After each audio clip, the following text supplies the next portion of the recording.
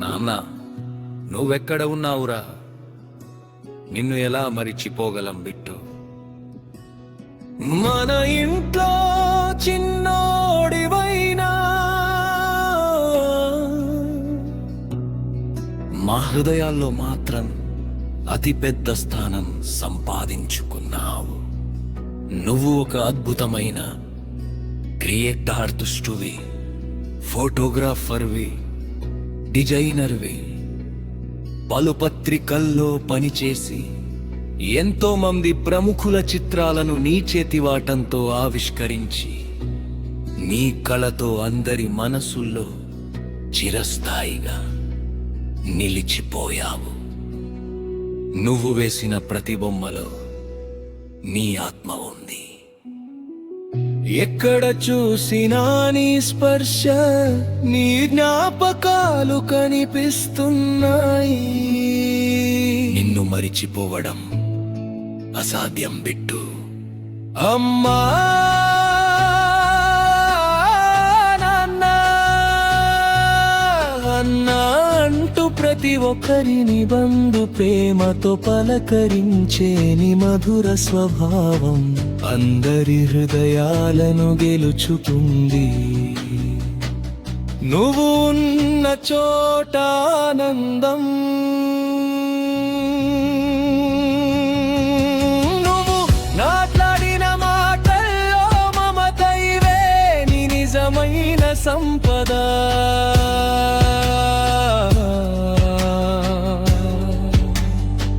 నీ పని పట్ల నీ అంకిత భావం అసాధారణం. ప్రతి డిజైన్లో, ప్రతి బొమ్మలో నువ్వు పెట్టిన శ్రద్ధ నీ ప్రతిభకు నిదర్శనం. బంధాలను కూడా అంతే ప్రేమతో కాపాడుకున్నావు. నీ మంచి గుణాలు, నీ గొప్ప పనులు, నువ్వు కలిసిన మనుషులు, ఇవన్నీ కలిసి నీ చుట్టూ ఒక అద్భుతమైన బలగంగా మారాయి. అందరి మనసుల్లో బిట్టు అనే పేరు ప్రత్యేక స్థానం సంపాదించింది.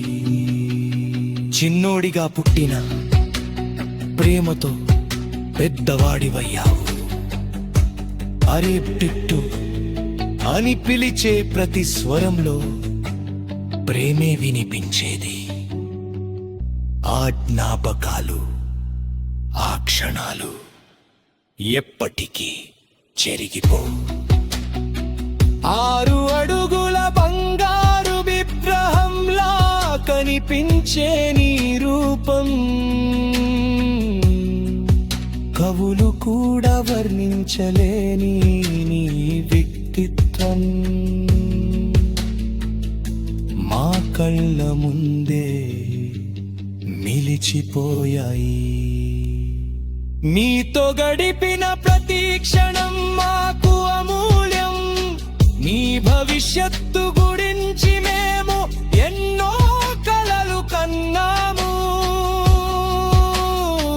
నీ పెళ్లి, నీ కుటుంబం, నీ ఆనందం, కానీ ఆ కలలు కలగానే మిగిలిపోయాయి.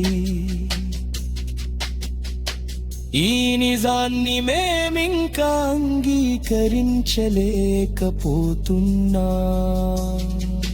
నువ్వు ఎవరితో ఉన్నా వారికి ఆనందం పంచేవాడివి. ఇంకొంచెం సేపు నాతో ఉండు అనిపించేలా అందరినీ ఆకట్టుకునే మనసున్నవాడివి. నువ్వు మా నుంచి దూరమై రోజుకి నా నెలలు గడిచిలా ఇప్పుడే జరిగినట్టే అనిపిస్తుంది.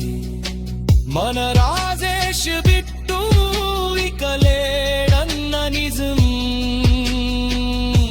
మా హృదయాన్ని ముక్కలు చేస్తుంది.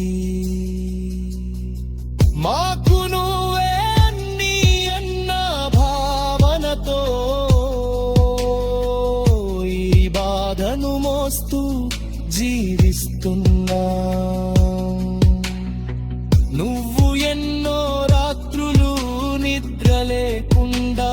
పని చేసి నీ పనిపై ఉన్న ప్రేమతో ఆరోగ్యాన్ని కూడా పట్టించుకోలేదు. ఇప్పుడు ఆలోచిస్తే ప్రతి జ్ఞాపకం కన్నీటి తడిగా మారుతోంది. నిన్ను మరిచిపోవడం అసాధ్యం, మాకు నువ్వు పూజించే దేవుడివయ్యావు.